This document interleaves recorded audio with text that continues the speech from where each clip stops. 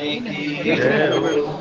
लोकाभिरामं रणरङ्गधीरं राजीवनेत्रं रघुवंशनाथं कारुण्यरूपं करुणाकरन्तं श्रीरामचन्द्रं शरणं प्रपदे। मनोजवं मारुततुल्यवेगं जितेन्द्रियं बुद्धिमतां वरिष्ठं वातात्मजं वानरयूथमुख्यं श्रीरामदूतं शरणं प्रपदे। माता रामो मत्पिता रामचन्द्र स्वामी रामो मत्सखा रामचन्द्र सर्वस्वं मे रामचन्द्रो दयालु नान्यं जाने नैव जाने न जाने। बोले राजा रामचंद्र महाराज।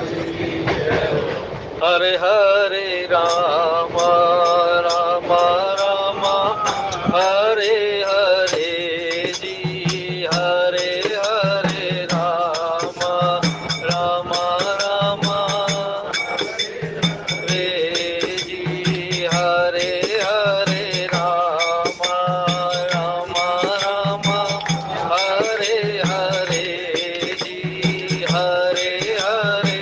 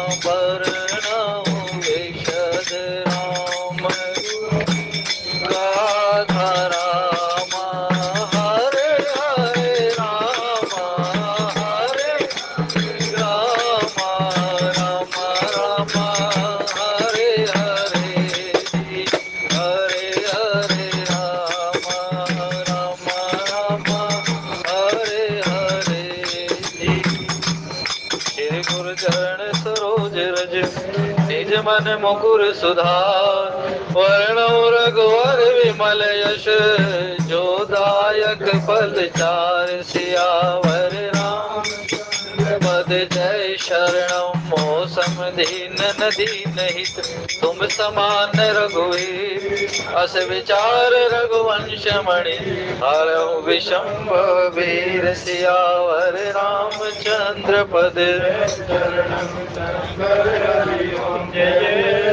सिया राम। बोलिए रामचंद्र महाराज की। आप सभी के हृदय में स्थित परम ज्योति स्वरूप परमात्मा श्री राम भक्ति स्वरूप माता जानकी का मेरा प्रणाम। जय सिया राम। श्री रामचरितमानस के अंतर्गत प्रथम सोपान श्री बालकांड में बहुत सुंदर प्रसंग है। भगवान राम और माता जानकी के विवाह का प्रसंग है। अब जनक जी महाराज ने पूछा कौशिक जी महाराज से कि महाराज ये बताओ कि अब क्या करना चाहिए। तो कौशिक जी महाराज ने कहा कि यद्यपि तो ये विवाह जो था चाप के अधीन था, यद्यपि तो ये धनुष टूटने मात्र से ही संभव हो गया, लेकिन फिर भी अपने कुल के अनुसार आप सारा काम करो। आपकी कुल की रीति है, अपने बड़े बुजुर्गों से पूछो, अपने गुरुजनों से पूछो, इन सभी से पूछे आप वंश व्यवहार करो। जथा वंश व्यवहार, वो कुल रीति अपनानी चाहिए। नहीं तो यहाँ चिदानंद में देह तुम्हारी, आपकी चिदानंद में देह है भगवान राम की, तो उनके लिए व्यवहार भी वैसा ही होना चाहिए जैसा एक पारलौकिक होता है। यदि कोई लौकिक व्यक्ति है, यदि मान लीजिए कोई संसारी व्यक्ति है, तो उसके लिए जो व्यवहार होगा वो संसारिक ही होगा। लेकिन यदि कोई अलौकिक व्यक्ति है तो उसके लिए व्यवहार भी अलौकिक ही होगा। लेकिन यहाँ पर कहा तुम्हें उस अलौकिक के लिए लौकिक व्यवहार करना है। हमारा जो लौकिक व्यवहार कैसे होगा, ये विवाह वो है जहाँ लौकिकता और अलौकिकता दोनों का मिश्रण होना है। यानी होना तो सारा काम अलौकिक ही है, लेकिन अलौकिकता का दर्शन किस में करना है, वो लौकिकता में दर्शन करना है। इसीलिए यदि परमात्मा को प्राप्त करना है, यदि परमात्मा में समाहित होना है, तो पहले लौकिक व्यवहार करना आवश्यक है। लौकिक व्यवहार को कोई छोड़कर, घर गृहस्थी को कोई छोड़कर, परिवार को कोई छोड़कर, या अपने इस कर्तव्य को, जो इसको कर्तव्य दे रखा है संसार में जीव मात्र को, यदि उस कर्तव्य मात्र का निर्वहन ना करके वो व्यक्ति इसको छोड़कर यदि वन में जाकर भगवान का भजन करना चाहे, तो उसका वो भगवान का भजन बनता नहीं है भाई। इसलिए उन्होंने कहा, भगवान राम ने भी लक्ष्मण जी को कहा कि आदो यथा, सबसे पहले जो आपके वर्ण के अनुसार जो आपको कर्तव्य निर्धारित किया गया है, उस कर्तव्य का निर्वहन करना चाहिए। तो इसी प्रकार से जनक जी महाराज को भी यदि यही कहा कि आप भी उस परमात्मा में, उस विदेह रूप में, उस आत्मानंद में, उस परमानंद में सदैव ही निमग्न रहते हो, लेकिन और वही जो परमात्मा है, वही जो निराकार स्वरूप है, वही जो परमानंद स्वरूप है, वो सत्यचित आनंद जो परमात्मा है, वही आज मनुष्य का रूप लेकर नर देह धारण कर यहाँ पर आ गया है। उसके अनुसार तुम भी उसी रूप में स्थित हो, और उसी का जिसका वो स्वरूप है वो भी यहाँ पर उपस्थित है।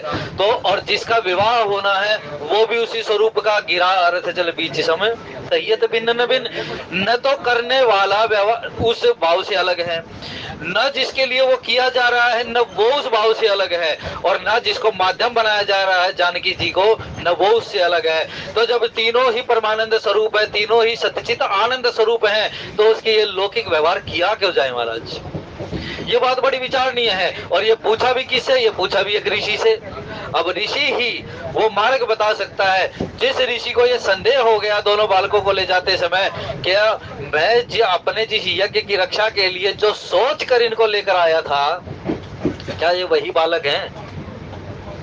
क्या ये वही बालक हैं? क्या मेरे यज्ञ की रक्षा कर पाएंगे? इस यज्ञ को जो विध्वंस करते रहते हैं, क्या उन राक्षसों का ये संहार कर पाएंगे? लेकिन उसी समय भगवान राम ने उनके संदेह का निवारण कर दिया। उस संदेह का निवारण कैसे हुआ? ताड़का के रूप में।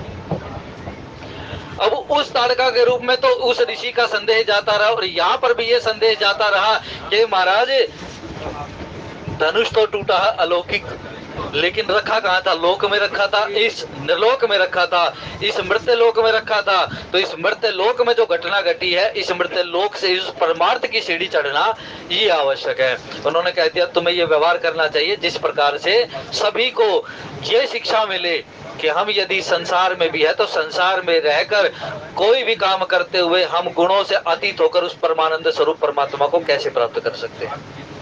तो महाराज उन्होंने कहा कि प्रथम कर्तव्य क्या होना चाहिए? प्रथम कर रहा है वहां पर सूचना जानी चाहिए। दूत वहां पर सूचना लेकर चले गए।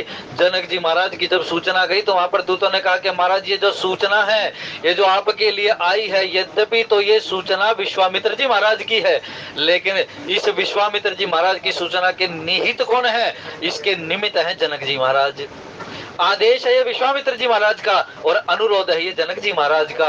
और महाराज उसके पश्चात जो फल क्या है? वो फल है आपका वहां पर आमंत्रण, आपका निमंत्रण और आपकी वहां पर उपस्थिति जो है ये अनिवार्य है और ये बिल्कुल निमंत्रणीय है। आपको वहां पहुंचना आवश्यक है। ये लौकिक व्यवहार रहा कि वो राजा हैं तो राजा के पास राज निमंत्रण ही जाना चाहिए, इसीलिए राजदूत वहां पर उस निमंत्रण को लेकर गए हमारा। और फिर स्थिति हुई, जन दशरथ जी महाराज ने वो पत्रिका उठ कर ली और जब उठ कर ली तो उसको पढ़ने लगे। आदि वो पत्रिका पढ़ी और उनके नेत्रों से अश्रुधार बहने लगती है उसको पढ़कर। कहते हैं ना, सभा समेत राव अनुरागे दूतन देन निछावर लागे, कही अनीति ते मुदई काना धर्म विचार सबई सुनिमाना। और जब उन्होंने पूछा कि पहले तुम ये बताओ कि क्या तुमने मेरे पुत्र को देखा है?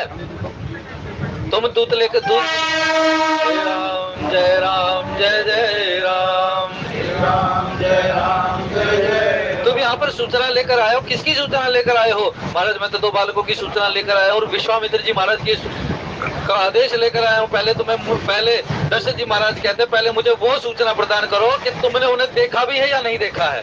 क्योंकि तुम इतना बखान कर रहे हो वहां पर आकर, तो पहले मुझे बताओ तुमने उन्हें देखा भी है या नहीं देखा है। बोले महाराज कैसी बात करते हो? यदि उन्हें नहीं देखा होता तो हम कैसे बात करते? बोले तुमने किस प्रकार से देखा है? जब हम कोई सुंदर चीज देख लेते हैं तो उसका बखान हम दूसरे से सुनना नहीं चाहते। मान लीजिए हम कहीं कॉलोनी में रहते हैं और सेक्टर में चले जाएं, तो वहां पर जो घर बने हुए हैं और हम 2 आदमी हो तो हम क्या कहेंगे? देखो घर कितना सुंदर बना हुआ है। और वो आदमी सिर्फ इतनी ही हाँ भरेगा कि बहुत सुंदर बना हुआ है, लेकिन उस घर के अंदर क्या क्या बना हुआ होगा, उस घर की पूरी परिसीमा क्या होगी, उस घर से संबंधित क्या क्या चीजें होंगी, वो हम खुद ही बखान कर देते हैं। इसने यहाँ से जाला बनाया होगा, इसने यहाँ से सीढ़ियां चढ़ाई होंगी। इसी प्रकार से दशरथ जी महाराज ने पूछा तो सही उनसे, क्या तुमने अपने सुंदर नेत्रों से अब अच्छी तरह से मेरे पुत्रों को देखा है? और वो दूत इस बात को सुनकर मुस्कुराने लगते हैं। फिर वो पत्रिका ली और वहां कहा, तब उठी भूप वशिष्ठ कहू दीन पत्रिका जाई, कथा सुनाई गुरु ही सब सादर दूत बुलाई। अब ये जो प्रसंग है ना, ये पूरा का पूरा दोहा है। ये पूरा का पूरा दोहा सज्जनों के प्रति समर्पित है। गोस्वामी जी ने लिखा यहाँ पर सज्जनों के प्रति समर्पित। जो धर्म पर चलने वाले व्यक्ति हैं, जो सज्जनता को धारण करने वाले व्यक्ति हैं, जो शास्त्रों का अनुगमन करने वाले व्यक्ति हैं, जो साधु संतों का अनुगमन करने वाले व्यक्ति हैं, जो शास्त्र वचन को मानने वाले व्यक्ति हैं और जो मर्यादा में रहने वाले व्यक्ति हैं, उनको ये पूरा का पूरा दोहा समर्पित है। तब कहा महाराज, तब उठी भूप वशिष्ठ कहू। दोबारा उठे जनक दशरथ जी महाराज, तब उठी भूप वशिष्ठ कहू। उठकर वशिष्ठ जी महाराज के लिए दीन पत्रिका जाई, उठे यानी मानो दूतों से पत्रिका लेकर रख तो ली थी, अब दूतों से पत्रिका लेकर जब रख ली फिर उसको बचाने लगे, यानी उसको पढ़ने लगे। बैठकर पढ़ी, लेकिन दोबारा उठे, अब याद आया कि पहले जाकर गुरु को बताना चाहिए। कोई भी चीज प्राप्त हो जाए, यहाँ दूतों ने राम जी का चरित्र दशरथ जी महाराज को बताया है, लेकिन दशरथ जी महाराज कहते हैं ये जो राम जी का जो चरित्र मेरे को मिल गया है, सबसे पहले इस अपनी उपलब्धि का, दशरथ जी महाराज के तो पुत्र ही हैं, तो पुत्र रूप में वो उनका आनंद ले रहे हैं, लेकिन अपने ही पुत्रों की कोई आकर बड़ाई कर दे तो हमारे लिए कथा हो जाती है। वो हमारी संतान हो और उस संतान का बखान, उसके चरित्रों का बखान, उसके स्वरूप का बखान, यदि कोई सामने वाला उसके सत चरित्रों का, उसके सत आचरण का यदि कोई हमारी संतान का आकर हमारे सामने बखान करने लग जाए तो हमारे लिए वो कथा हो जाती है। हमारे लिए हमारी चिंता मिट जाती है कि हाँ, अब मैं निश्चित हो गया हूँ कि मेरी संतान जो पुत्र हो पुत्री हो, वो मेरी संतान कुमारक पर नहीं है। और जब भाई ये कथा, जब चरित्र मन को, हृदय को आनंद देने वाले हो जाए तो उसको कथा ही मानना चाहिए। अब कोई आकर बाहर से कह दे तुम्हारा पुत्र तो वहां खड़ा था, आजकल तो कोई कहता नहीं है, लेकिन जो पुराने लोग हैं, आज से 15-20 साल पुराने जो लोग हैं, और जो पुरानी जो पीढ़ी है, उसको पता है यदि बाहर से भी आकर कोई ये कह देता था तेरे पुत्र ने ये किया है, तो महाराज वो दुगना कूटते थे, पूछते बाद में थे, पहले तो पिटाई पहले हो जाती थी कि दूसरे ने आकर तुम्हारी बुराई कर कैसे दी। पुत्र की बुराई इसका मतलब हमारी बुराई। इसलिए दशरथ जी महाराज ने सुना कि मेरे पुत्रों का बखान कर दिया, तो मानो उनके लिए वो कथा हो गई, और कहा अब मुझे अपने पुत्रों के, अपनी संतान के प्रति ये जो कथा प्राप्त हो गई है, जो ये सत्य चरित्र प्राप्त हो गया है, इसी कथा का बखान मैं गुरु को करूंगा, क्योंकि गुरु ने मुझे संस्कार दिए और मेरे से मेरी संतान ने संस्कार पाए हैं।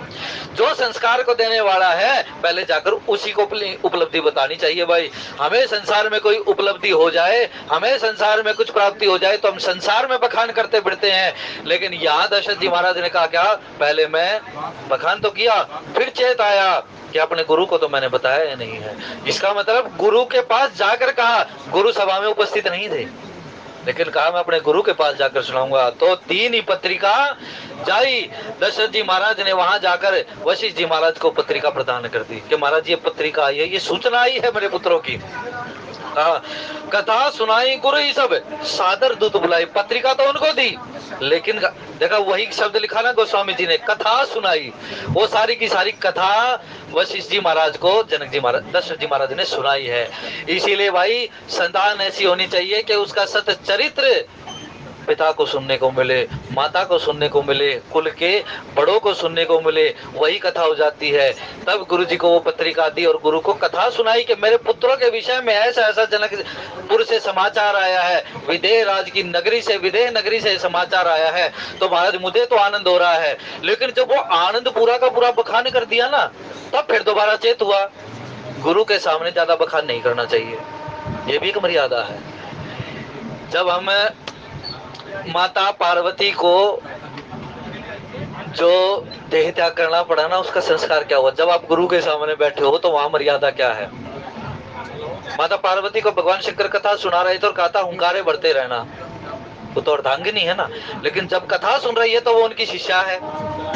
मर्यादा ये है कि यदि आप गुरु के सामने बैठे हो और गुरु बात कर रहे हैं तो हुंकारा भी नहीं बढ़ना चाहिए। आजकल माता पिता भी हैं और जो बड़े हैं वो इस बात का बुरा मान जाते हैं कि यदि संतान सामने बैठी, मैं उसको कुछ बता रहा हूँ, वो हाँ कुछ कर ही नहीं रहा है, वो कह देते हैं ना कि तुम्हारी बात का जवाब नहीं दे रहा। उनको यह बात रहती है कि ये सुन ही नहीं रहा है। लेकिन शास्त्र वचन ये है, यदि गुरु कुछ बात कह रहे हैं, कथा चल रही है, तो वह हुंकारा भी नहीं बढ़ना चाहिए, ये दोष हो जाता है, ये गुरु अपराध हो जाता है, शास्त्र वचन नहीं है। इसीलिए उस शास्त्र वचन की अवज्ञा के कारण माता पार्वती को, वो सती को वो दोष भोगना पड़ा, उसका फल भोगना पड़ा। इसलिए अब उन्होंने कहा कि दशरथ जी महाराज ने जब जनक जी वशिष्ठ जी महाराज के सामने ये कथा कही तो उनको फिर चेत हुआ कि मैंने गुरु के सामने इतना बखान कर दिया, मुझे कुछ उपलब्धि हो गई है, तो कभी मेरे गुरु को ये भावना आ जाए कि ये अपने अहंकार का, इसकी संतान इतनी अच्छी हो गई है तो इसको अहंकार तो नहीं हो गया है कहीं, और ये अपनी ज्यादा पढ़ाई तो नहीं कर रहा कि मेरे संस्कार ऐसे हो गए हैं। तब फिर चेत आया, तब दशरथ जी महाराज फिर चुप हो जाते हैं और फिर कहते हैं कथा सुनाई गुरु ही सब, सादर दूत बुलाई। फिर कहा मैं अपने मुख से कुछ नहीं कहूंगा, ये दूत मेरे साथ आए हुए हैं, इन दूतों को आगे कर देता हूँ कि तुम्हें बता दो भाई, मेरी भी मर्यादा रह जाएगी कि पुत्रों की कथा सुनाते हुए मुझे अहंकार नहीं हो गया। मैंने ज्यादा बड़ाई तो नहीं कर दी अपनी संतान की, हम भी अपनी संतान की बड़ी बड़ी बड़ाई कर देते हैं, मेरी संतान ने ऐसा करा, मेरी संतान ने वैसा करा, नहीं करनी चाहिए। सामान्य भाषा में कहे तो टोक लग जाती है भाई, श्री राम जय राम जय जय राम, क्योंकि हम देसी आदमी है तो हमें भाषा भी वही समझनी चाहिए ना, तो टोक लग जाती है किसी के गुणों को। इसीलिए अपने गुणों का, अपनी ऊंचाइयों का बखान नहीं करना चाहिए, लेकिन जहां आप सहायतार्थ हो उसका बखान जरूर करना चाहिए कि यदि कुछ काम हो तो काम आ सकता हूं तुम्हारे, इसका बखान तो जरूर करो भाई, लेकिन इसमें भी अहंकार शून्यता होनी चाहिए। तो ये सेवा भी आपकी भक्ति बन जाएगी, ये सेवा भी जो आपकी है भगवान की पूजा बन जाएगी महाराज। तब दूतों को बुलाकर कहा कि मैंने बहुत बखान नहीं करना है, कभी गुरु कुछ उल्टी बात ना समझ बैठे, गुरु के सामने ज्यादा शिष्य को बोलना नहीं चाहिए। दूतों को बुलाया, भाई तुम ही सुनाओ। तब दूतों ने वो सारी कथा सुनाई और तब उसको सुनकर गुरु जी महाराज को बड़ा सुख हुआ भाई। यहाँ लिखा है सुनी बोले गुरु अति सुख पाई, अति सुख मिला उनको। अब अति सुख कैसे प्राप्त हुआ? एक तो सामान्य हमें कह दे तुम तो बड़े सज्जन आदमी हो भाई, तुम तो बड़े सज्जन आदमी हो, तुम बड़े अच्छे आदमी हो, हमें थोड़ा सुख होगा, चलो मेरी बड़ाई होगी, मैं अच्छा आदमी हूँ। लेकिन एक बात हो जाए कि दूत भी आकर कह दें, तो गुरु को कितना कितना प्रेम नहीं होगा, गुरु को कितनी प्रसन्नता नहीं होगी कि वो जो संस्कार मेरे कुल से, मेरे गुरुकुल से प्रकट हुए हैं, आज वो दूसरे देश में भी जाकर संस्कार सत्य वृक्ष के रूप में वहां पर प्रस्फुटित हुए हैं महाराज। उनका अंकुरण कोई गलत तो नहीं हुआ है, मेरे संस्कारों का जो उद्भव है वो दूसरे देश में भी अच्छा हुआ है। तो एक तो वो पत्रिका पढ़ी कि पत्रिका में भी भाई कुछ अलग बातें तो लिखी होंगी, पत्रिका में चिट्ठी जाती है तो कुछ ना कुछ अलग बातें लिखी होती है, मान लो पूरा का पूरा प्रकरण लिख दिया हो, लेकिन दूतों ने तो वहां अपने सामने खड़ा होकर देखा है ना। तो मानो भाई तुम तो सामने खड़े थे, तुमने तो कुछ और भी बात देखी होंगी, इसलिए वो पूछ रहे हो। उन्होंने तो लिख दिया कि भाई ये सूचना है कि ऐसे ऐसे काम हुआ है, लेकिन इन दूतों ने तो देखा है, उसको अनुभव किया है, तो इनका अनुभव सुनना चाहिए। तो वशिष्ठ जी महाराज को उनका अनुभव भी सुनकर वहां पर आनंद प्राप्त हुआ, इसीलिए कहा सुनी बोले गुरु अति सुख पाई। इसीलिए वशिष्ठ जी महाराज ने सुना, फिर बोला, अति सुख मानकर बोला कि भाई एक भी स्तंभ, एक भी कोई बिंदु, थोड़ा सा भी लेश मात्र भी विपरीत नहीं है, मेरे संस्कार अच्छे हैं। ये जो कुल है जिसका मैं पुरोहित हूँ, जिसके विषय में मैं पहले ब्रह्मा को कह चुका हूँ कि महाराज मुझे कुल पुरोहित नहीं बनना, क्योंकि पुरोहित का जो काम है उसको वहां पर धंधा कहा। ये जो पुरोहित का काम जो है महाराज ये बड़ा मंदा कर्म है, मुझे नहीं करना है। और वास्तव में मंदा है भाई। ये क्यों मंदा क्यों है? आप किसी को गुरु मान लेना और फिर गुरु मानने के पश्चात उस कर्म को करते नहीं। कर्म कौन सा? जो उसने भजन का कर्म दिया है कि आपको इतनी माला फेरनी है, और जब वो माला पूरी नहीं फिर पाती ना तो उसका भार गुरु पर पड़ता है। ये बात विशेष रूप से ध्यान रखने वाली है। इसीलिए गुरु, आजकल तो भाई गुरु दीक्षा धोखेबाज मिल जाती है, लेकिन गुरु दीक्षा का एक नियम है। गुरु दीक्षा के लिए विशेष माह निर्धारित है कि इस माह में गुरु दीक्षा दी जा सकती है, इस दिन में दीक्षा दी जा सकती है, इस नक्षत्र में दीक्षा दी जा सकती है, इस वार में दीक्षा दी जा सकती है। लेकिन आजकल तो धोखेबाज दीक्षा मिल रही है और धोखेबाज ले रहे हैं भाई। श्री राम जय राम जय जय। जिसको जो पसंद आ गया, जिसकी कथा पसंद आ गई, उसी को गुरु दीक्षा, उसी से गुरु दीक्षा प्राप्त कर ली। गुरु दीक्षा भी तो उसी से लेनी चाहिए जिसके पास अपना कुछ हो।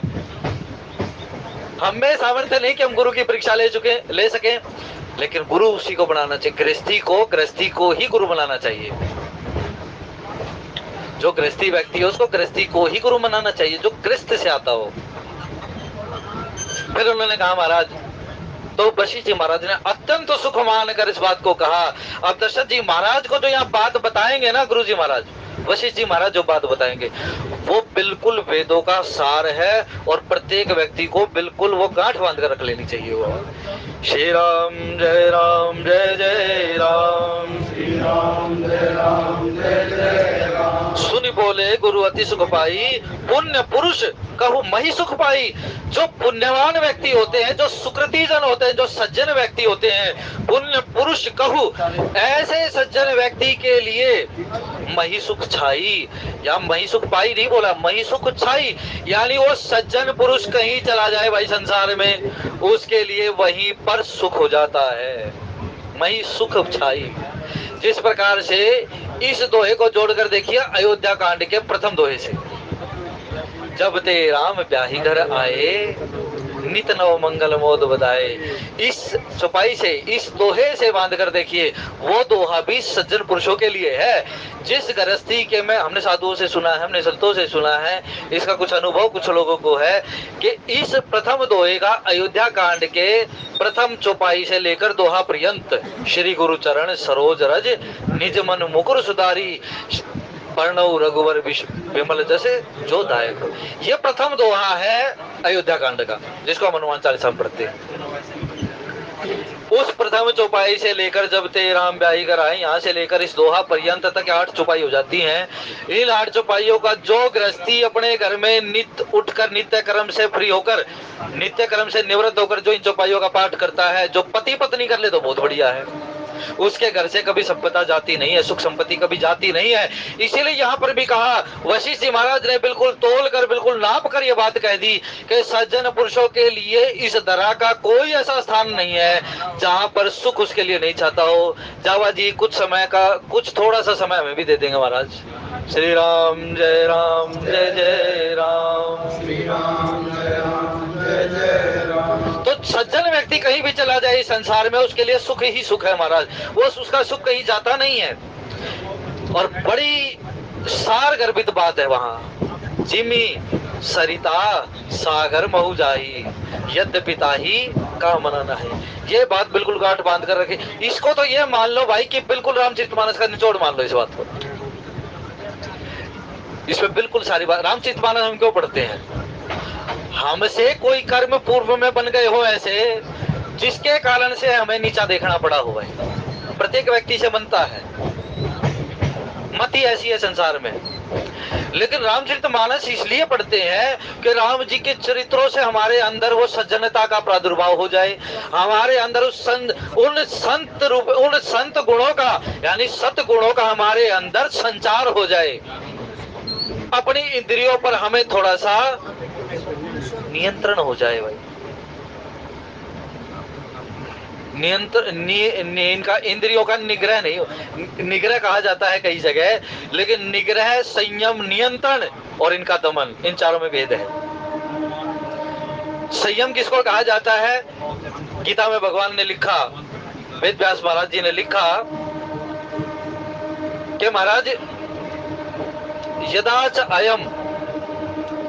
यथाच अयम कूर्मांग यथा संघर्ते च अयम कूर्मांगा नीव सर्वशः इंद्रियार्थे अभ्यस्त तस्य प्रज्ञा प्रतिष्ठिता। दूसरे अध्याय में 5वां छठा श्लोक है। जब अर्जुन ने पूछा कि महाराज जो संयमी व्यक्ति होते हैं, जो समाधि में लगे हुए व्यक्ति होते हैं, उन लोगों का क्या गुण होता है? तब भगवान श्री कृष्ण ने कहा, जिस व्यक्ति की प्रज्ञा प्रतिष्ठित है। प्रतिष्ठित का मतलब यह है जिसकी प्रज्ञा, जिसकी बुद्धि स्थिर है, जिसकी बुद्धि व्यभिचारिणी नहीं है।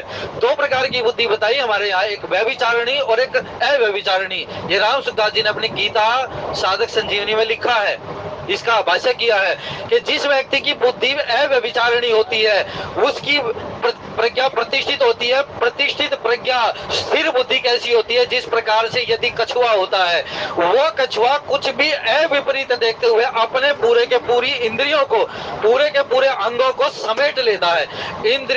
इंद्रियार्थे, यानी अपनी इंद्रियों को और उन इंद्रियों के विषयों को। जैसे मान लो हमारे नेत्र हैं, इस बात को इस प्रकार से समझे। यदि मान लीजिए कोई स्त्री अपने बालक को दूध पिला रही है, तो जो कुमति व्यक्ति होगा, जो कुमति को धारण करने वाला व्यक्ति होगा, उसके मन में कुछ और भाव आएगा। लेकिन जो सज्जन व्यक्ति होगा, उसके मन में भाव आएगा कि इस बालक को भूख लगी थी, इसकी माँ इसकी भूख शांत कर रही है। नहीं आएगा क्या? जो सत्वृत्ति के व्यक्ति हैं, उनके मन में किसी भी परिस्थिति को देखकर व्यभिचार की भावना ना आए, कोई कुमत भाव ना आए, उसकी कहते हैं प्रज्ञा प्रतिष्ठित है, उसकी बुद्धि स्थिर है। ऐसे उन्होंने कहा, वशिष्ठ जी महाराज ने कहा कि हे राजन, आप जैसे सुकृति जनों का जो इस संसार में प्रतिष्ठा है ना, वो प्रतिष्ठा सदैव ही उनको सम्मान दिलाने वाली होती है भाई। तो सज्जन व्यक्ति कहीं भी चले जाए, उनके लिए सदैव ही सुख है, सदैव ही उनके लिए आनंद है। कोई जिस प्रकार से एक विद्वान व्यक्ति होता है ना, हमारे यहाँ कहा गया विद्वान व्यक्ति का प्रदेश में साथी कौन है? उसकी विद्या है। प्रदेश का मतलब ये नहीं होता कोई अमेरिका चला गया यहाँ से। यदि कोई हरियाणा से जाकर काशी में भी चला जाए तो उसके लिए वो भी प्रदेश है। ऐसा वर्णन है हमारे यहाँ। जब आप पुरातन कथाएं पढ़ेंगे ना, पुराणों में पढ़ेंगे, तो वहां पर लिखा है कि काशी का ब्राह्मण था और उस काशी के ब्राह्मण ने प्रदेश में जाकर, और वो प्रदेश कौन सा हुआ? सौराष्ट्र। क्या वो प्रदेश हो गया? कोई वो भाई ज्यादा योजन दूर हो गया? लेकिन उसको कहा महाराज कि इस प्रकार से विद्वान व्यक्ति का धन प्रदेश में उसकी विद्या ही होती है, धनवान व्यक्ति का धन उसकी सुमति होती है, वैश्य व्यक्ति जो होता है ना उसकी जो व्यवसाय परक व्यवहार परक जो उसकी बुद्धि है वो वहां पर जाकर उसकी सहायता बनती। तो उन्होंने कहा, अब बिल्कुल सारगर्भित बात कह दी कि जिमी सागर सरिता महु जाही यद्यपि ताही कामना नहीं।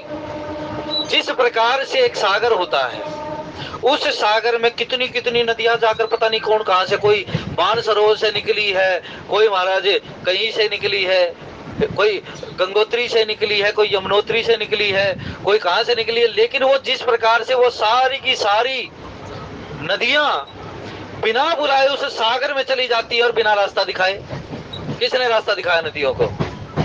आज के युग में कोई नहीं दिखाएगा, लेकिन पुरातन जो जिनके नाम पर इन नदियों का नाम है उन सब ने इनको रास्ता दिखाया है। जिस प्रकार से गंगा जी को रास्ता किसने दिखाया? भगीरथ जी महाराज ने। सरयू को रास्ता किसने दिखाया? अगस्त्य जी महाराज ने। सरयू जो है, सरयू का परिमाण बहुत बड़ा है। कहते हैं गंगा, यमुना और सरस्वती ये तीनों जो नदियां है ना, कोई एक हफ्ते में पावन करती है, कोई 3 दिन में पावन करती है, लेकिन नर्मदा का ऐसा भाव बताया, सरयू का इतना प्रभाव बताया, दर्शन मात्र से ही पवित्र कर देती, ऐसा भाव है इसका। तब उन्होंने कहा, महाराज इस प्रकार से देश विदेश से निकली हुई पता नहीं कहां से निकली हुई कोई भी नदी जो है बिना बुलाए उस सागर में चली जाती है, यद्यपि उस सागर को कोई कामना नहीं है, क्योंकि उसके पास पहले ही अथाह जल है। उसको जल, जिसके पास जल ही अथाह है, जो भरा पड़ा है जल से, उसको जल की क्या आवश्यकता है भाई। लेकिन एक बात और विशेष रूप से ध्यान करने वाली है कि उसके पास पहले ही वो तट तक भरा हुआ है और इतनी इतनी नदियां जाकर उसमें समाहित हो जाती, लेकिन फिर भी अपने तट का उल्लंघन नहीं करता। कितनी सोचने वाली विचारणीय बात है ये कि कोई व्यक्ति भरा हुआ हो, नहीं तो घड़े में जल भर दो तो वहां स्थिति क्या होगी? वहां पर थोड़ा एक चड़ू भी जल डाल दोगे तो वो भी छलक जाएगा, छलकेगा नहीं। लेकिन वो सागर ऐसा है कि नदियां आती हैं, बाढ़ आ जाती, सब कुछ आ जाता है, लेकिन वो सागर बिल्कुल सामान्य बना हुआ है, बिल्कुल शुद्ध बना हुआ, बिल्कुल शांत बना हुआ है महाराज। इतना शुद्ध वो जल बना हुआ है, लेकिन उसको कहते हैं जिमी सागर सरिता महु जाही। जिस प्रकार से सागर बताएगा। अब सागर को संज्ञा किसकी दी गई है? गंगा जी कितनी पवित्र हैं, गंगा जी में स्नान करते हैं, गंगा जी के तट पर हम दान पिंड आदि करते हैं, हम सब कुछ करते हैं, जप भी करते हैं। यमुना जी कितनी पवित्र मानते हैं, नर्मदा जी कितनी पवित्र मानते हैं, हम सरस्वती कितनी पवित्र मानते हैं, ब्रह्मपुत्र को, हम शोण को कितनी पवित्र मानते हैं, हम कोशिकी को कितना पवित्र मानते हैं, हम सतलुज को कितना पवित्र मानते हैं। लेकिन इन सबसे पवित्र एक और है महाराज, उसको किसको कहा गया? समुद्र का तट इन सभी पावन नदियों से भी पवित्र है। अब बताओ, लेकिन समुद्र का जल नहीं पिया जाता, उसका पान नहीं किया जाता, उसका आचमन नहीं किया जाता। इतना पवित्र होने के पश्चात भी उसका आचमन नहीं किया जाता। लेकिन ये कहा, ये फिर भी समुद्र पावन है, पवित्र है। इसके पास जो यथा जल भरा हुआ, ये पहले ही सुख संपत्ति है, क्योंकि जो समृद्ध है, जो भरा हुआ है, उसको तो यही कहा जाएगा ना कि ये तो समृद्ध है, इसके पास तो कोई कमी ही नहीं है। लेकिन फिर भी इतनी कमी होते ही वो भी पश्चात इसी के पीछे क्यों भागती है भाई सारी चीजें? आपने देखा होगा हमारे यहाँ भी लोग कह देते हैं ना, ये पहले ही इतना धनवान है और सब कुछ देखो तो इसी के पास चला जा रहा है ना। ये बात सामान्य सी बात आती है ना, ये पहले ही इतना धन ले बैठा है और फिर भी महाराज इनका कुछ नहीं हो रहा है, इसी के पास धन जा रहा है, लेकिन हमारे पास कुछ नहीं आता, हमारा ताकत परिश्रम करते। ये बात क्या है? कहीं ना कहीं उस व्यक्ति की वो धर्मशीलता उसके आड़े आ रही है, ये बात ध्यान रखना चाहिए। उस व्यक्ति के या आड़े आ रही है, उस व्यक्ति का साथ दे रही है उसकी धर्मशीलता। अब धर्मशीलता के बारे में कहा क्या गया है? गीता में भी बताया गया इस बात को, और इसको विष्णु पुराण में भी बताया गया है। कुछ दिन पहले विशाल जी से चर्चा हो रही थी, कहा जीवी सरिता सागर महु जाई। अब वो नदियां भी तो संपत्ति स्वरूप है ना। यहाँ कहा गया, उस सागर को कहा गया, ये सागर भाई धनाढ्य व्यक्ति है, और ये नदियां जो है इनका जल ये सुख संपत्ति स्वरूप है। अब धनाढ्य व्यक्ति के पास ये धन संपत्ति बिना बुलाए चली जा रही है, ये कोई परीक्षण नहीं करता क्यों चली जा रही हैं, उसको कामना नहीं है। अब उन्होंने इसका उत्तर दे दिया, क्योंकि जो तत्व को जानने वाला होगा, जो सार को जानने वाला होगा, जो चिंतनशील व्यक्ति होगा, वो इस बात को जान सकता है। कहने को तो बखान करने को तो कोई भी बखान कर सकता है, उपाख्यान देने को तो कोई भी कह सकता है, लेकिन पास बैठाकर समझाना और उसको बिल्कुल उस बात को पुष्ट कर देना, ये कोई तत्वज्ञ ही बोल सकता है। तो वशिष्ठ जी महाराज से पूछा, महाराज क्यों? वशिष्ठ जी ने कहा, ये मैं तुम्हें बता ही देता हूँ कि धनाढ्य व्यक्ति के पास ही उस सागर में ही वो सरिता क्यों जाती है। पीछे भी आया है ये बात कि भाई तिमि सुख संपत्ति बिन ही बुलाए, धर्मशील पही पाही सुहाए, धर्मशील पही जाही सुहाए। तिमि सुख संपत्ति, अब सागर बिल्कुल अपने स्थान पर निश्चल बैठा है, निष्कंटक बैठा है, उसे कोई अपेक्षा नहीं है, कोई अभिलाषा नहीं है, लेकिन वो नदियां उमड़ घुमड़ कर आ रही हैं और अपना जल उसमें समाहित कर देती हैं। अब सागर पूछता है, भाई क्यों आ रही हो? मुझे कोई कामना नहीं, मेरे पास अथाह जल है। कहते हैं जो धर्म को पालन करने वाला व्यक्ति होगा, अब धर्म का स्वरूप क्या होता है? शास्त्र कहते हैं धार्यते इति धर्म है, जो धारणा बना ली है जिस व्यक्ति ने, उसके लिए वही धर्म है। हम भी तो कह देते हैं ना। अब हम ये कह देते हैं कि भाई यदि किसी व्यक्ति की मृत्यु हो जाए तो 1 साल तक उस घर में कोई मांगलिक कार्य नहीं होना चाहिए। अब कोई पूछ लेता कि विवाह कार्य कर बता दो, तो विवाह के लिए मात्र ही 4 महीने हैं जो विवाह के लिए विहित हैं, और 4 महीनों में ही विवाह करना चाहिए। माघ, फाल्गुन, वैशाख और ज्येष्ठ, ये 4 महीने ही, इन्हीं 4 महीनों में विवाह होता है। लेकिन मध्यम विवाह, इसमें उत्तम विवाह होता है, लेकिन मध्यम विवाह किसमें होता है? ये विवाह का प्रसंग है ना, तो विवाह जानना चाहिए कब कब विवाह होता है। आजकल हम भी अपनी सुविधा के अनुसार कह देते हैं, अरे विवाह निकल रहा है मई जून जुलाई के पास, और कह देते मुझे तो अप्रैल मई में विवाह चाहिए, तो भाई कर लो भाई, जब चाहिए तो कर लो। लेकिन ये 4 महीने बहुत अच्छे हैं विवाह के लिए। और मध्यम महीने कौन से हैं? कार्तिक और मार्गशीर्ष, ये मध्यम महीने हैं। और श्रावण मास में जो जिसका विवाह होता है ना भाई, उसकी पत्नी धर्मवती होती है, उसकी संतान कुल वृद्धि करने वाली होती है। इसलिए प्रयास तो ये करना चाहिए, यदि किसी ने ना मानो। और ये जो 4 आते हैं ना, बिना सो देसाई, इसको कहते बिना सो देसाई में चल पड़ते विवाह करने, ये बड़ा प्रचलन बढ़ा दिया। लेकिन ये विहित नहीं है, विवाह तो वही करना चाहिए जब निकल रहा है उसका। फिर सुविधा इतनी भी दे दी, भाई राशि से विवाह नहीं निकल रहा, डेट ऑफ बर्थ से विवाह नहीं निकल रहा, तो बोलते नाम से विवाह निकाल दो महाराज। तो पंडित जी के पास तो सारी सुविधा है, जो सी चाहोगे वो निकल जाएगी, लेकिन फिर उसका फल नहीं मिलेगा ना। फलाने पंडित जी ने फेरे करवाए थे, पता नहीं क्या हो गया महाराज, तो पंडित जी का दोष क्या है भाई? अब यहाँ पर भी दशरथ जी महाराज, ये ऐसी बात नहीं कह रहा, ये कथा से संबंधित है। आगे दशरथ जी महाराज को चिंता होगी इस बात की। जब दशरथ जी महाराज से विवाह पूछेंगे ना वशिष्ठ जी महाराज, तब कहेंगे अरे जो दिन तुम्हें करना है तुम इस बारात को सजा लो। ये चिंता है उनकी वशिष्ठ जी महाराज के सामने। तब गुरु समाधान देता था, कोई बात नहीं, तुम सुकृति हो, तुम पुण्यशाली हो, तो बिना सो देसाई निकाल दो, कोई बात नहीं, तुम बारात लेकर चलो, अगली चुपाई आ जाती है इसी में मेरे ख्याल। अब धर्मशील व्यक्ति कौन होता है? धर्मशील व्यक्ति, देखो प्रसंग तो पूरा नहीं होगा, लेकिन फिर भी हमें जानना चाहिए जितना। धर्मशील वो व्यक्ति है जो इस बात को तो धारण करता है कि धार्यते इति धर्म। मैंने बताया ना, किसी की व्यक्ति की मृत्यु हो जाए तो 1 साल तक पुण्यक्रम नहीं होता, मंगलिक कार्य नहीं होता। आजकल शमशान में भी फेरे करवाने लगे हैं कुछ लोग, महात्मा लोग हैं, लेकिन शमशान में फेरे कराने लगे हैं, उत्तम नहीं है वो। अग्नि, मैंने पहले भी चर्चा की, अग्नि बहुत प्रकार की होती है। गृहस्थी के लिए अग्नि कौन सी होती है? ग्राहस्पत्य अग्नि होती है। हवन के लिए कौन सी अग्नि होती है? इन सभी अग्नियों का स्वरूप है महाराज 64 प्रकार की अग्नि होती है, कहीं कहीं वर्णन आया है। उन अग्नियों को इसलिए बताया गया कि प्रत्येक अग्नि का आवाहन किया जाता है, वो वहां तक पहुंचाती। जिस प्रकार से वायु होती है ना, वायु भी अनेकों प्रकार की होती है। जब हम पढ़ते हैं ऋग्वेद को, ऋग्वेद में वर्णन आता है, वहां पर औषधि सूक्त आता है। उस औषधि सूक्त में 6वां या 7वां श्लोक है, और वहां पर कहा गया एक वायु से वंदना की गई है और दूसरी वायु के लिए की गई है। एक वायु को यह कहा गया कि हम इस वायु को धारण करते हैं, हे वायु कौन सी वायु? उस वायु का वहां पर वर्णन किया गया है कि उस वायु को कहा गया कि हम इस वायु को धारण करते हैं, तो आप इस वायु को ऐसा बढ़ाओ कि ये हमें निरोगता प्रदान करने वाली है। वायु भी अनेकों अनेकों प्रकार की होती है महाराज, इसीलिए प्रत्येक जानना चाहिए, गृहस्थी को तो अवश्य जानना चाहिए इस बात को, तब उसकी गृहस्थी पूरी होती है।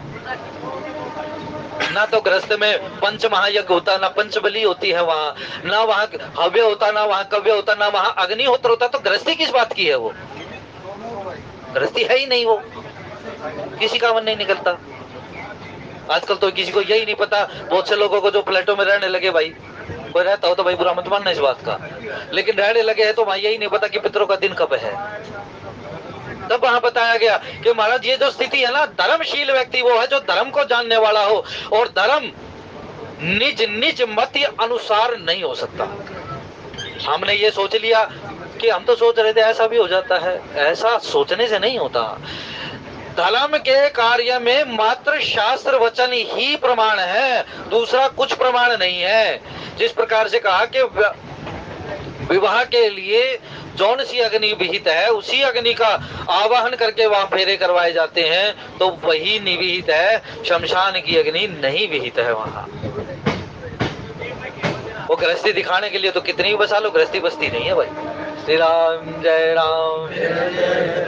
अब ये बताया गया मैंने, जो बताया कि 4 महीने विहित हैं, तो इन 4 महीनों में विवाह करने का अपना अलग अलग फल है। जिस महीने में विवाह होता है उस महीने के अनुसार फल प्राप्त होता है उसको, और इस बात की पूरा वर्णन आता है यहाँ पर। ये बहुत गूढ़ बात चली जाती है, इसलिए यहाँ इसकी ज्यादा चर्चा करना तो अच्छी बात नहीं है। हम प्रसंग पर लौटते हैं। तो वहां कहा महाराज, धर्मशील की व्याख्या है, धर्मशील वो व्यक्ति है जो अपनी मति के अनुसार धर्म को अपनी मति के अनुसार तोड़ मरोड़ कर पेश नहीं करता। जो अपनी मति के अनुसार यहाँ ये नहीं कह देता कि महाराज यहाँ 64 पिंड निकलने हैं तो यहाँ 16 निकाल दो। आज क्या होता है, हम एकादशी का व्रत रखते हैं, उद्यापन करते हैं वहां। यहाँ की रीति क्या है, यहाँ हवन हो गया, भगवान का पूजन हो गया, आवाहन हो गया, उसके पश्चात गऊ को दे दिया, और उसके पश्चात कन्याओं को जिमा दिया, उसके पश्चात ब्राह्मणों को जिमा दिया उसके साथ में, ठीक है। उसके पश्चात हम देवताओं का विसर्जन कर देते हैं, और जो दान दक्षिणा वो आदि पूरी कर देते हैं। लेकिन अगर आप मथुरा साइड में चले जाओ, आप काशी साइड में चले जाओ, या अब यहाँ भी कराने लगे हैं लोग, खर्चा कितना ही कर लो भाई, जिसकी इच्छा है। अब यहाँ पर 7 प्रकार की तो वेदी लगती है, वो जिस किसी विशेष अनुष्ठान में लगती है। महामृत्युंजय का जब होता है ना, जब वहां 7 प्रकार की वेदी लगती है, और वो वेदी आजकल उद्यापनों में भी लगाने लगे हैं। भाई अपनी लीदी है जो उसी के हिसाब से चलना चाहिए, तो इसीलिए लौकिक है तो लौकिक चलना चाहिए, पारलौकिक है तो पारलौकिक चलना चाहिए। तो धर्मशील व्यक्ति वही है कि जो धर्म को प्रमाण मानता हो, जो धार्मिक लोगों को, जो पौराणिक लोगों को, पौराणिक लोग होते हैं जो पुराणों का ज्ञान रखते हो, ऐसे पौराणिक लोगों को धार्मिक व्यक्ति वो होते हैं जो धर्म का ज्ञान रखते हो, और ऐसे महात्माओं का अनुगमन करने वाले हो, उनसे पूछ कर अपनी गृहस्थी को चलाने वाले हो, उनसे पूछ कर अपने धार्मिक कार्य करने वाले हो, उनको कहते हैं कि धर्म के तत्व को जानने वाले हैं। फिर कहा धर्मशील पहिपाई सुहाई, धर्म के साथ शील लगाया। यहाँ पर शीलता कैसे है, अब जैसे मान लीजिए कोई व्यक्ति धनाढ्य है या धनाढ्य नहीं है, कई बार कह देते ना ये तो बड़े ऐसे घर से थे, बिल्कुल कुछ नहीं था वहां पर, लेकिन इस घर में आ गए तो पता नहीं सब कुछ इनको आग लग गई, जैसे मान लो कि धन इनके पास ही आ गया, सारा उड़ाने लगे हैं। तो उस स्थिति में क्या कहते हैं, उसको धर्मशील नहीं कहते। धर्मशील ये कहते हैं कि जिस प्रकार से सागर में मिली हुई प्रत्येक नदी का जल बिल्कुल शांत हो जाता है, ऐसे ही कितनी भी सुख संपत्ति आ जाए, कितना भी धन आ जाए, वो धन आकर लोलुपता ना बने, वो काम का कारण ना बने, बल्कि काम की तृप्ति का कारण बने। इस बात को विष्णु पुराण में माता सुनीति ध्रुव को बताती है। अचानक तक चल सकते हैं। माता सुनीति वहां ध्रुव जी महाराज के मन में ये चिंता थी ना, मेरे पिता की गोद में मुझे नहीं बैठने दिया, तो बड़े क्षोभ के साथ वहां चले। ये क्षोभ शब्द आता है वहां पर कि जिस व्यक्ति में धन को प्राप्त करके संपत्ति को प्राप्त करके, प्रतिष्ठा को प्राप्त करके जिसका मन डगमग नहीं होता भाई, जो अपने पद की गरिमा की प्रशंसा करते हुए उस प्रशंसा को पद के लिए समर्पित कर देता है, अपनी नहीं मानता, ऐसा व्यक्ति। तब उन्होंने कहा, माता सुनीति ने कहा ध्रुव को, ध्रुव तुम क्या चाहते हो? तुम पिता की गोद ही चाहते हो ना, तुम ये संपत्ति ही चाहते हो ना, तुम उस राजा की गोद ही चाहते हो ना? तो मैं तुम्हें बता रही हूँ, उसका बिल्कुल सूत्र बता रही हूँ। बोले क्या सूत्र है? सुशीलो भव धर्मात्मा मैत्र है प्राणी हिते रत निम्नम यथाप है प्रवाण है प्रवणाः। और कहते हैं कि वहां पात्र मायांति संपदा। ध्रुव सुशील बनो। सुशील का मतलब अपने इंद्रियों को संयम में रखने वाले बनो। सुशीलो भव धर्मात्मा, धर्म को अपनी आत्मा का धर्म बढ़ाने के लिए, यानी जो आपकी क्रिया है उन क्रियाओं को आप बिल्कुल आत्मिक रूप से करने वाले बनो, वो धर्मात्मा बनो। सुशीलो भव धर्मात्मा मैत्र प्राणी हिते रहता है, सभी प्राणी मात्र के प्रति आप मित्रता का भाव रखने वाले बनो और प्रत्येक प्राणी के हित के लिए तत्पर रहने वाले बनो। और उसके साथ कहते हैं ये गुण क्यों होने चाहिए? यदि तुम ये गुण धारण करते हो तो जिस प्रकार से जल अपने आप ही वहां चला जाता है जहां धरती नीची होती है, कितने ऊंचे पर्वत से घेर लो भाई जल को, वो जाएगा कहाँ? जहां धरती नीचे है। इसलिए घर में भी जब बनाते हैं ना तो ढलान करते हैं, ढलान करते हैं नहीं करते हैं, छत बनाते हैं तो छत की भी ढलान करते हैं नहीं। इस क्यों करते हैं? कि वो पानी बिना कुछ करे निकल जाए। इस प्रकार से धर्मात्मा बनो ध्रुव, क्योंकि जिस प्रकार से नीची धरती के प्रति कितनी भी ऊंचाई से गिराया गया जल अपने आप ही वहां चला जाता है, ऐसे जो व्यक्ति निम्न भाव का होता है, जिसके अंदर तृणता का भाव होता है, ऐसे व्यक्ति में सुख संपत्तियां जाकर समाहित हो जाती है। भगवान श्री कृष्ण ने भी तो अर्जुन को यही कहा था, हे अर्जुन आपूर्यमाणम अचल प्रतिष्ठम समुद्र माप है प्रविशन्ति यद्वत् तद्वत् कामा यम प्रविशन्ति सर्वेश शांति मापनोति न काम कामी। ये जो मैंने व्याख्या की ना, इस बात की ये बताया कि भाई ये समुद्र में जाकर सारा जल समाहित होता है, इस श्लोक की व्याख्या है वो। तब उन्होंने कहा इस प्रकार से हे दशरथ जी महाराज, आप बिल्कुल धर्मशील व्यक्ति हैं, तो यह आपकी, अगर आपको यदि ये सुकृत प्राप्त हो गए हैं, आपको ये फल प्राप्त हो गया, तो आपके सुकृतों का और आपकी धर्मशील प्रायणता का, धर्म प्रायणता का फल है महाराज। तिमि सुख संपत्ति बिन ही बुलाए धर्मशील पर ही जाहि स्वयं। जिस प्रकार से ये जल जो है निम्न धरती की ओर अपने आप बिना बुलाए चला जाता है, इसी प्रकार से धर्म में रत रहने वाला धर्म परायण व्यक्ति के प्रति जो सुख संपत्तियां वो ऐसे ही चली जाती हैं। क्यों? क्योंकि उन संपत्तियों को ये पता है कि यदि मैं यहाँ पर जाऊंगी तो मेरा अनुपयोग नहीं होगा, मेरा दुरुपयोग नहीं होगा, मेरा सदुपयोग ही होगा। इसलिए संपत्ति आ जाए तो उसका सदुपयोग करने का प्रयास करना चाहिए। जो अपनी संपत्ति का, जो अपनी प्रतिष्ठा का, जो अपने मान सम्मान का सदुपयोग करना जानता है, उस व्यक्ति को धर्म का तत्वज्ञ कहना चाहिए। लेकिन यदि थोड़ा सा ज्ञान होने के पश्चात यदि किसी की व्याख्या होने लगे, किसी का बड़प्पन होने लगे, तो मान जाता कि मैं ही सब कुछ हूँ महाराज। ये धर्मशीलता नहीं है, वो धर्म के तत्व को ही नहीं जानता। इसीलिए तुम गुरु विप्र धेनु सुर से भी, अब धर्म को जानने का फल क्या है? हमने धर्म तो जान लिया धर्म क्या है, लेकिन उस धर्म का स्वभाव क्या है, वो धर्म कैसे दिखता है? संपत्ति आ गई, संपत्ति का सदुपयोग क्या होगा भाई? संपत्ति का सदुपयोग इनके लिए होता है। किसके लिए? विप्रों के लिए, यानी ब्राह्मणों के लिए, गुरु के लिए। सबसे पहले गुरु शब्द है, सबसे पहले संपत्ति आ जाए तो गुरु को समर्पित की जाती है। आजकल गुरु के पास जाते हैं तो 2 केले ले लिए, एक फूलमाला ले ली और 10 रुपए उस पर रख लिए। गुरु के पास ये संपत्ति ले जाकर क्या करोगे भाई? गुरु को वो संपत्ति दो जिस संपत्ति के लिए उन्होंने योग्य बनाया है। गुरु के पश्चात, गुरु के पास जाने के पश्चात, गुरु से दीक्षा होने के पश्चात, गुरु का ज्ञान प्राप्त करने के पश्चात, विवेक रूप कर्तव्य निर्वहन से जो संपदा प्राप्त हुई है, उस संपदा को प्राप्त करके गुरु के पास जाओ ना, जो दशरथ जी महाराज जी ने किया कि मैंने तो ये उल्लंघन कर दिया कि गुरु के पास तो मैं गया ही नहीं, और फिर वहां बोले जाकर तो कहा ये भी पाप हो गया कि गुरु के सामने बोल पड़ा हूँ। गुरु को उनसे वो जो संपत्ति है वो गुरु के सामने कर दो, मेरी संपत्ति तो ये सूचना है ना जो हिंदुत्व से मिली है, तो ये सूचना मैंने गुरु के सामने कर दी, तो ये संपत्ति गुरु को समर्पित कर दो भाई। ये आगे की बात रह गई है, जो धर्म का स्वभाव है ये आगे आने वाले शेष वक्ताओं के द्वारा श्रवण कर पाएंगे। आज की कथा के भाव भगवान शंकर, मां पार्वती, हनुमान जी महाराज और सदगुरुदेव महाराज के चरणों में समर्पित करते हुए बोले राजा रामचंद्र महाराज की जय हो।